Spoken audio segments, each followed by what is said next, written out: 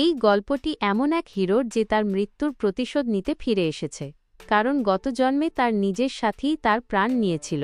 কিন্তু যেই তার পুরনো কথা মনে পড়ে, নিজের গত জন্মের কথা মনে পড়ে, তখন সে হয়ে ওঠে এক অত্যন্ত শক্তিশালী কাল্টিভেটর আর বেরিয়ে পড়ে তার নতুন যাত্রায়।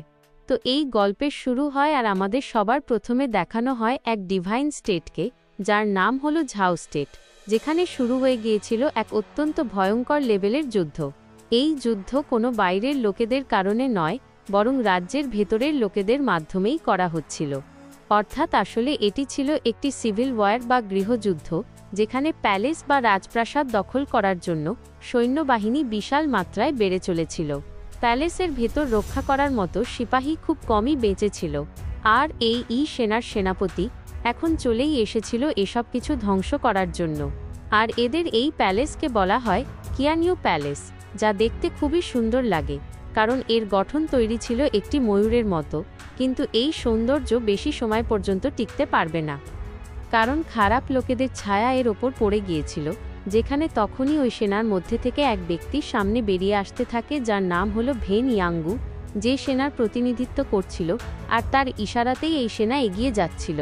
কিন্তু সামনের দিকে ইয়াঙ্গু প্যালেসকে বাঁচানোর জন্য যে 3 জন সিপাহী বেঁচেছিল, তারা এখনও এদের মোকাবিলা করার জন্য মজুদ ছিল। তারা এদের ডটে বা সাহসের সাথে সামনা করবে, কারণ তাদের এমনটা মনে হচ্ছিল যে তাদের লর্ড এখনও প্যালেসের ভিতরেই হবে।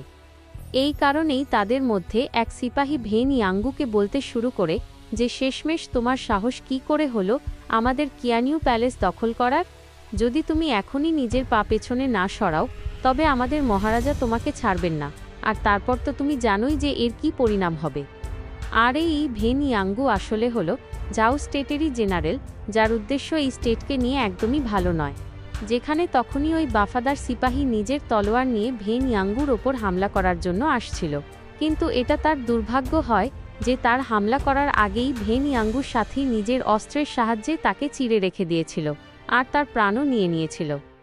আর যখন আমাদের প্যালেসের ভেতরের দৃশ্য দেখানো হয়, তো সেখানে কিছু অদ্ভুত লাগছিল। আর এই ব্যক্তি যে ওই বাফাদার সিপাহীকে মেরেছিল, এ হলো আসলে ইয়াং জেনারেল ভেন, যে এটা বলছিল যে এখন আমাদের দখল চারদিকেই ছড়িয়ে পড়েছে, তাই আমরা এখন রানী সাহিবাকে ছাড়ব না। যার ওপর হামলা করার জন্য, এই রাজ্যের ওপর আধিপত্য জমানোর জন্য এখন এই সেনা আরও এগিয়ে যেতে শুরু করেছিল, যাদের সুরক্ষায় কেবল এবং কেবল এখন 2 জন সিপাহীই বেঁচে ছিল।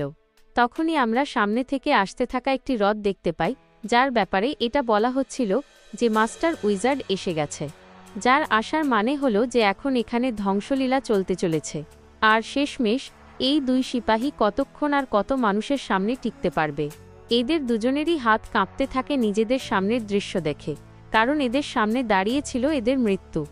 আর ওই মাস্টার উইজার্ড যে এদের চোখের সামনে দাঁড়িয়েছিল, যখন এরা তার মুখ দেখে, তখন এই 2 সিপাহীর পায়ের তলা থেকে তো মাটি সরে যায়, কারণ মাস্টার উইজার্ড তো হলো আসলে এই ঝাও স্টেটেরই প্রিন্স।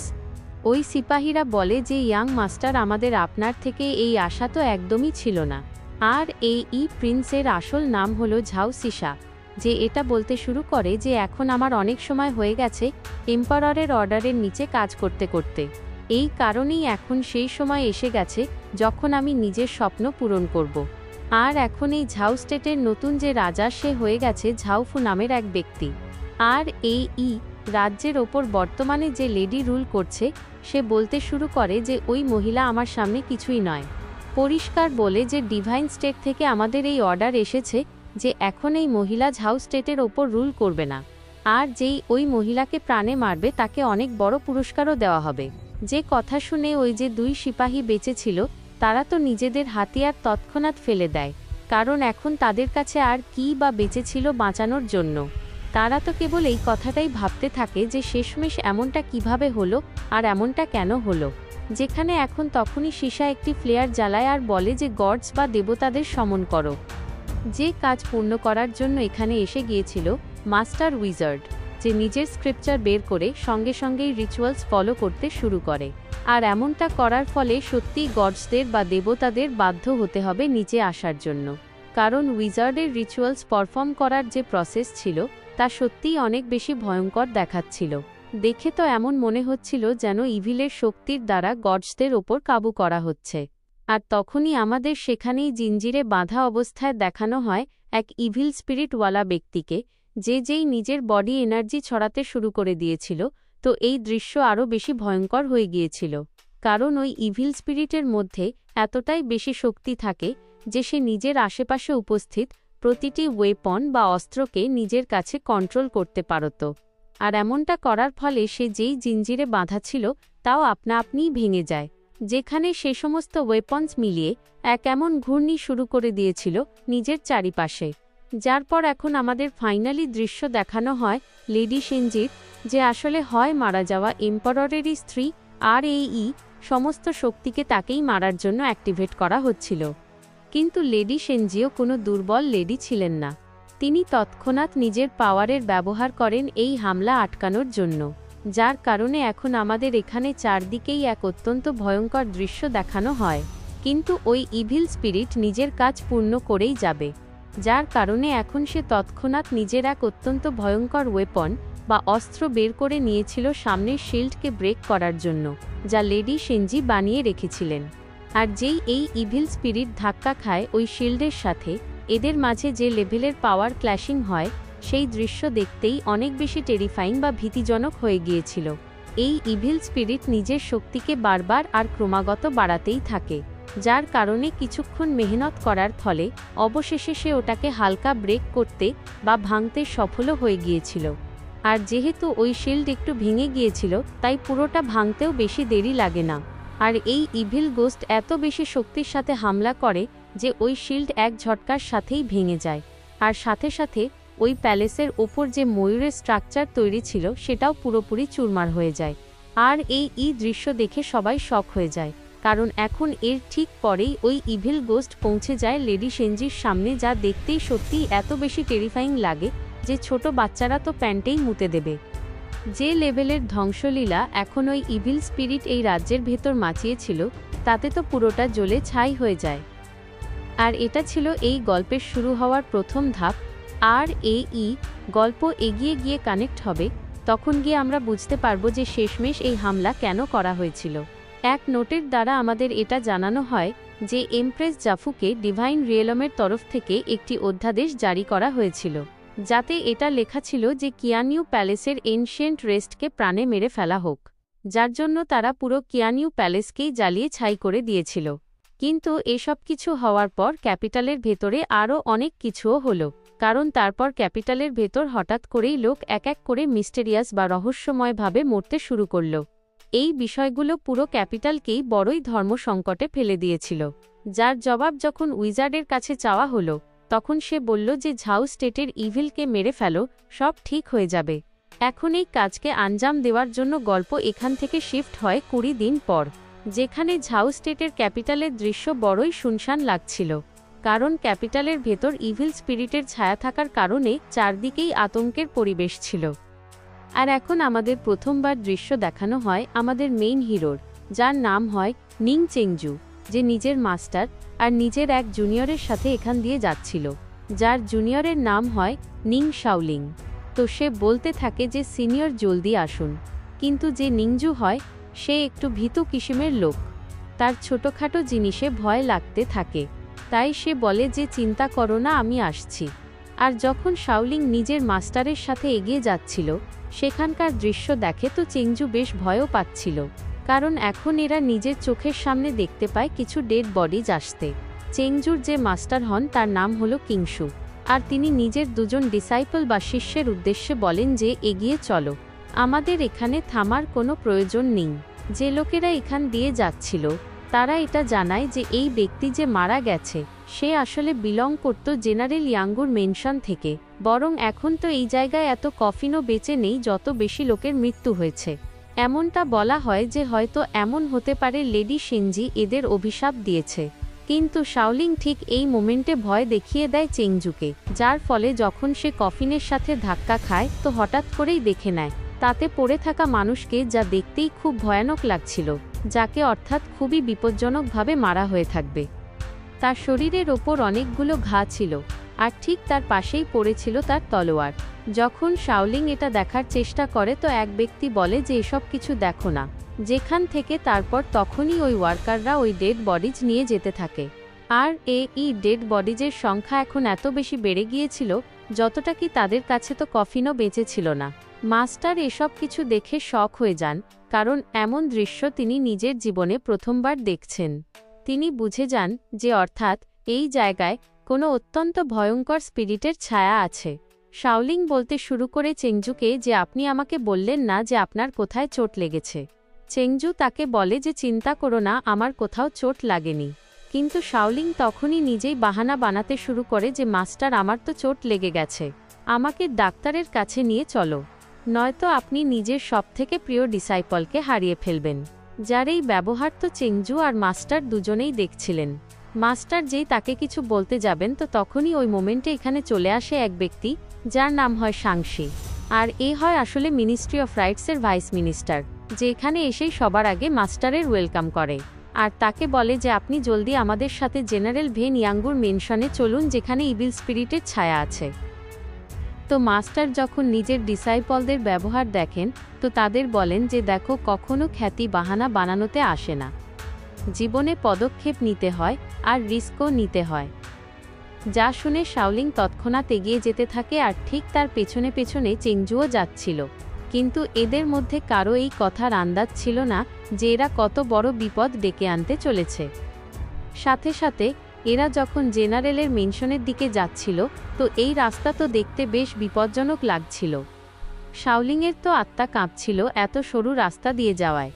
মাস্টার ওই ভাইস মিনিস্টারকে এটা জানান যে আমরা যেই রিচুয়াল ফলো করব সেটা মাঝরাতে করা হবে, এই কারণেই সবার আগে এদের আরাম করার জন্য নিয়ে যাওয়া হোক। আর যে সমস্ত দৃশ্য আমাদের দেখানো হচ্ছিল এটা হচ্ছিল ঝাউ স্টেটের ইম্পেরিয়াল সিটির, যা একটি মাউন্টেন বা পাহাড়ের ওপর অবস্থিত, সত্যিই অনেক বেশি সুন্দর। কিন্তু যখন অবশেষে চেংজু তার ওপর পৌঁছে যায় তখন গিয়ে সে শান্তির নিঃশ্বাস ফেলে। আর চেংজু যেই মোমেন্টে আকাশের দিকে তাকায় তো তখনই সেখান থেকে মেঘ সরে গিয়ে এক তীব্র আলো বের করে।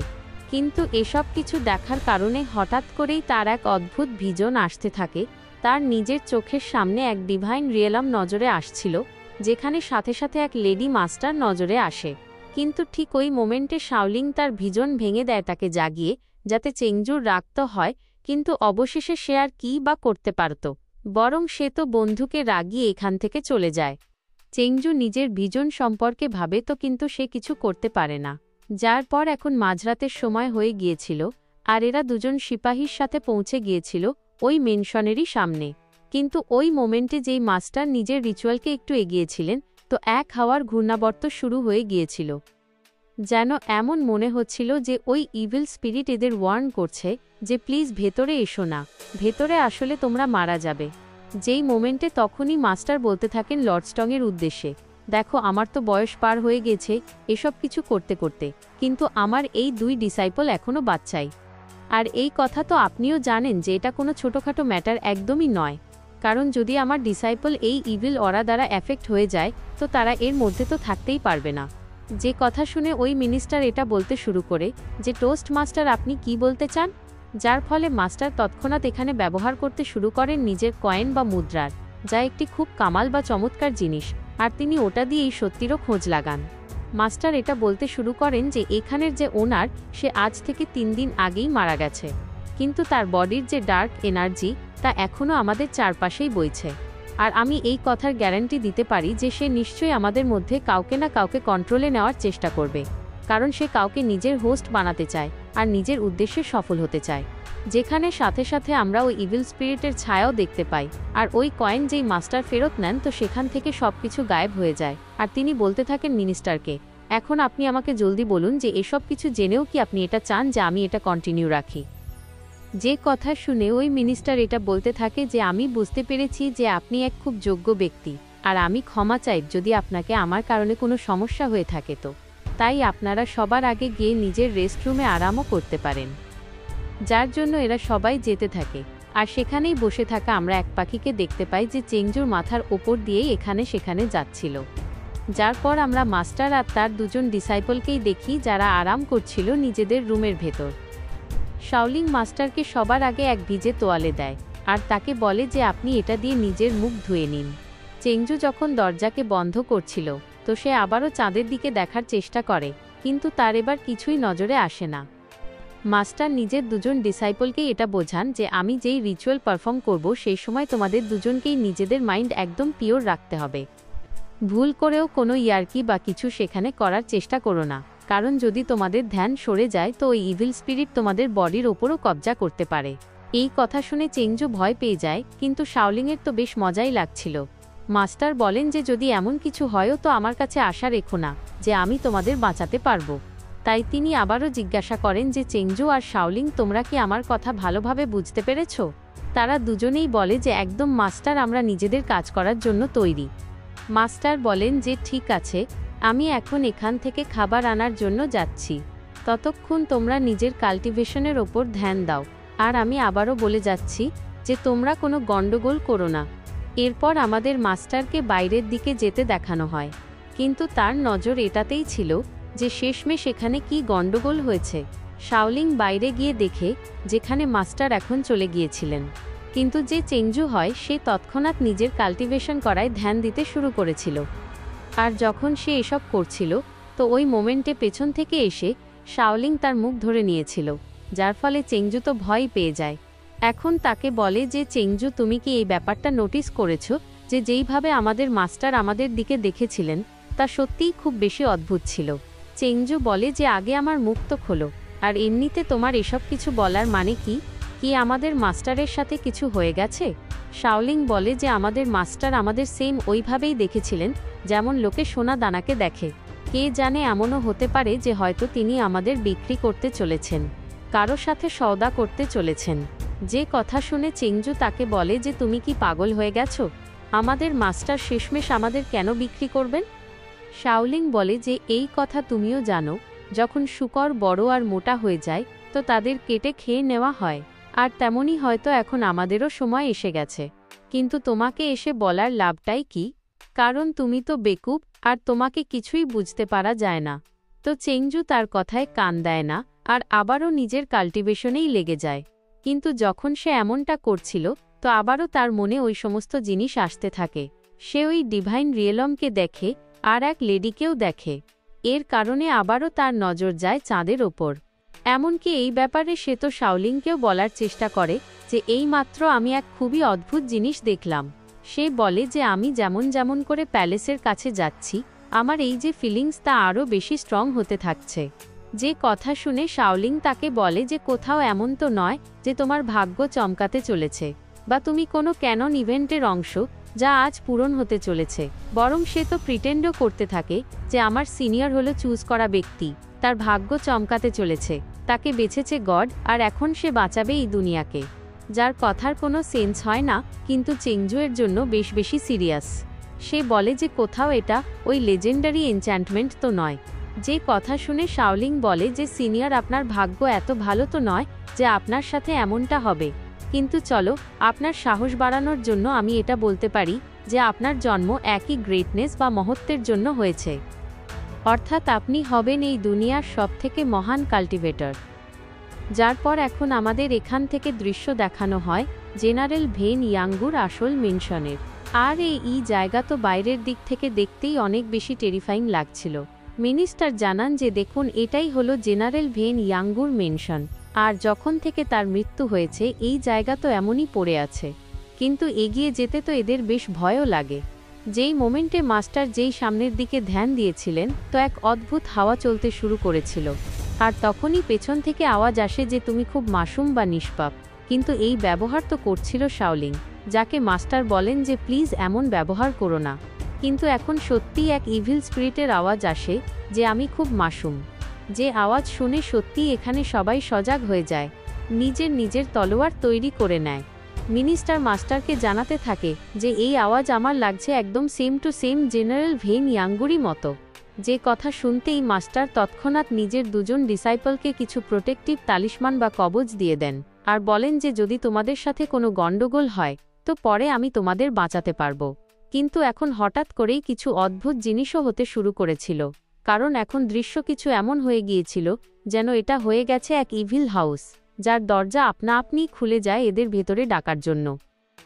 আর যখন আমরা এক স্ট্যাচু দেখি তো ওটা এত বেশি ভয়ানক লাগে যে সবাই তো ভয় পেয়ে যায়। আর প্যালেসের ভেতর বর্তমানে তো এদের এমন কিছুই নজরে আসে না, যার কারণে এরা ওটাকে স্পিরিট ভাববে। মাস্টার সবার আগে ছিলেন, আর তিনি তখনই মিনিস্টারকে বলেন যে আমাকে বলো জলদি যে শেষমেশ ওর বডি কোথায় আছে।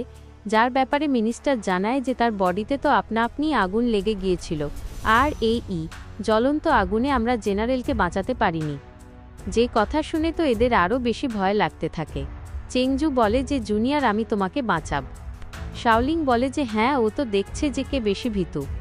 যেখানে এখন মাস্টার তৎক্ষণাৎ এই সত্যির ব্যাপারে খোঁজ লাগানোর জন্য নিজের কয়েন বের করে নেন, কিন্তু এই কয়েনের শক্তিও দুর্বল পড়ে যায়, কারণ ওটার তো টুকরো টুকরো হয়ে গিয়েছিল।